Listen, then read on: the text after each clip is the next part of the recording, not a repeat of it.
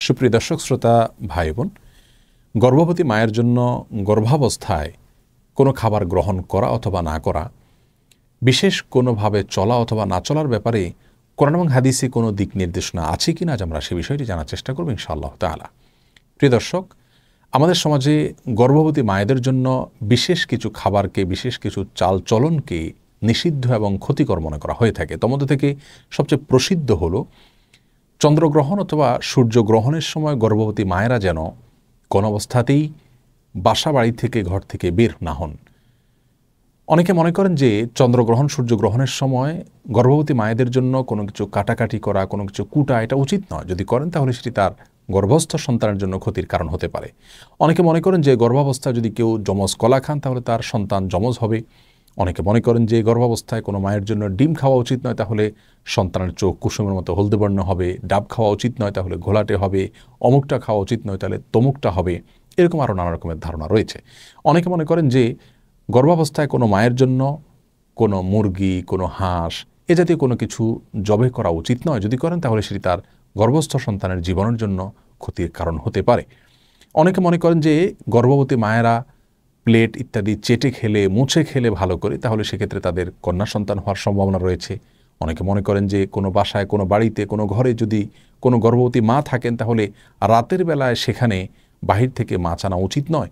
যদি আনতে হয় তাহলে আগুন ইত্যাদিতে ছেঁক দিয়ে প্রবেশ করাতে হয়। আর এরকম নানা রকমের ধারণা আমাদের সমাজে প্রচলিত আছে। প্রিয় দর্শক, এই ধারণাগুলো সম্পূর্ণরূপে ভ্রান্ত, ভুল এবং কুসংস্কারাচ্ছন্ন বিশ্বাস থেকে আমাদের মধ্যে জন্ম নিয়েছে। এর মধ্যে কিছু কিছু ধারণা রয়েছে যেগুলো চরম আপত্তিকর এবং একই সঙ্গে হাস্যকর। যেমন যমজ কলা খেলে গর্ভবতী মায়ের যমজ সন্তান হতে পারে। এই ধারণাটি শুধু ভ্রান্তই নয়, একই সঙ্গে এটি হাস্যকর এবং আপত্তিকর। একজন মায়ের জন্য বা যে কোনো বাবার জন্য একটি গর্ভ থেকে যদি একাধিক সন্তান জন্ম হয়, সেটা তাদের জন্য খুশির বিষয়, আনন্দের বিষয়। এটা কখনো তাদের জন্য ক্ষতির, এটা তাদের জন্য নিষিদ্ধ কোনো বিষয় হতে পারে না। বিধায় এটিকে নিষিদ্ধ মনে করা বা যমজ কলা গর্ভবতী মায়ের জন্য খাওয়াকে খারাপ মনে করা, এটি মূর্খতা প্রসূত একটি বিশ্বাস। সেই সাথে যে কোনো মুসলিমের জন্য, যে কোনো মানুষের জন্য খাবারের পাত্র, প্লেট এটাকে ভালো করে মুছে চেটে খাওয়া উচিত। এটাকে অপচয় করা উচিত নয়, কোনো খাবার নষ্ট করা উচিত নয়, বরং ভালো করে মুছে এবং পরিষ্কার করে খাওয়াটাই হলো সুন্নাহ। আর এই সুন্নাহটি নারী পুরুষ সকলের জন্য প্রযোজ্য। গর্ভবতী এবং সাধারণ অবস্থায় যে কোনো মানুষের জন্য এটি প্রযোজ্য। সুতরাং প্লেট পরিষ্কার করে খাওয়া বা মুছে খাওয়া, চেটে খাওয়া এটাকে খারাপ মনে করা, এটাকে অপয়া মনে করা, নিষিদ্ধ মনে করা, সেটি মূর্খতা এবং সুন্নাহ বিরোধী একটি বিশ্বাস।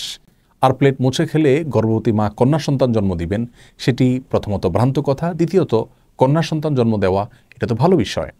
কোরআন এবং হাদিসের কোথাও পুত্র সন্তান জন্ম দেওয়ার জন্য বিশেষ কোনো ফজিলতের কথা আমরা জানি না, কিন্তু কন্যা সন্তান জন্ম দিলে সেক্ষেত্রে মা বাবার জন্য সেটি আখিরাতে নাজাতের মাধ্যম হবে, জান্নাতে যাওয়ার উপায় হবে, এরকম বিভিন্ন হাদিসের কথা আমরা জানতে পারি। সুতরাং এই সমস্ত ভ্রান্ত বিশ্বাসগুলো আমাদের সমাজ থেকে দূর করার চেষ্টা আমাদের করতে হবে। প্রিয় দর্শক, মনে রাখা উচিত একজন মুসলিমের কি করা উচিত, কি করা উচিত নয়, কি খাওয়া উচিত, কি খাওয়া উচিত নয়, কোন জিনিসটা তার জন্য কল্যাণকর আর কোনটা ক্ষতিকর, এটি জানার দুটি উপায় রয়েছে। তার প্রথমটি হলো ওয়াহি তথা কোরআন এবং হাদিস। কোরআন এবং হাদিসে যদি আমাদের জন্য কোনো কিছুকে কল্যাণকর বলা হয় বা অকল্যাণকর বলে আমাদের জন্য জানানো হয়, তাহলে সেটিকে অবশ্যই আমাদের মেনে চলা উচিত। আর দ্বিতীয় উপায় হলো আমাদের জানার অভিজ্ঞতা এবং সায়েন্স। অভিজ্ঞতার মাধ্যমে, বিজ্ঞানের মাধ্যমে যদি আমরা জানতে পারি যে কোনো বস্তুর মাঝে আমাদের জন্য কল্যাণ নিহিত রেখেছেন আল্লাহ তাআলা অথবা অকল্যাণ নিহিত রেখেছেন, তাহলে সেটাকে অবশ্যই আমরা আমল নেব এবং মেনে চলব। যে বিষয়গুলো বলা হলো, এগুলোর মাধ্যমে গর্ভবতী মায়ের অথবা গর্ভস্থ সন্তানের কোনো প্রকার ক্ষতি হতে পারে এরকম কোনো ধারণা কোরআন হাদিস থেকে আমাদেরকে দেওয়া হয়নি। আর অভিজ্ঞতা তথা সায়েন্স থেকে এরকম কোনো ধারণা আমরা পাইনি, যার কারণে এগুলো সম্পূর্ণরূপে কুসংস্কার এবং ভ্রান্ত বিশ্বাস থেকে আমাদের সমাজে জন্ম নিয়েছে। এই ভ্রান্ত বিশ্বাসগুলো আমাদেরকে দূর করার চেষ্টা করতে হবে। প্রিয় দর্শক, আমাদের সমাজে যত রকমের ভুল ফতোয়া, কুসংস্কারাচ্ছন্ন বিশ্বাস, এর বেশিরভাগ চাপানো হয় মেয়েদের উপরে। তাদের উপরে যত রকমের মিথ্যা বানোয়াট ফতোয়া এবং মাসআলার প্রয়োগ হয়, পুরুষদের উপরে তত বেশি মিথ্যা বানোয়াট অথবা মনগড়া ফতোয়ার প্রয়োগ হতে আমরা দেখি না। অতএব এ সমস্ত কুসংস্কারগুলো দূর করার জন্য নারী পুরুষ সকলকে আমাদের একযোগে কাজ করে যেতে হবে।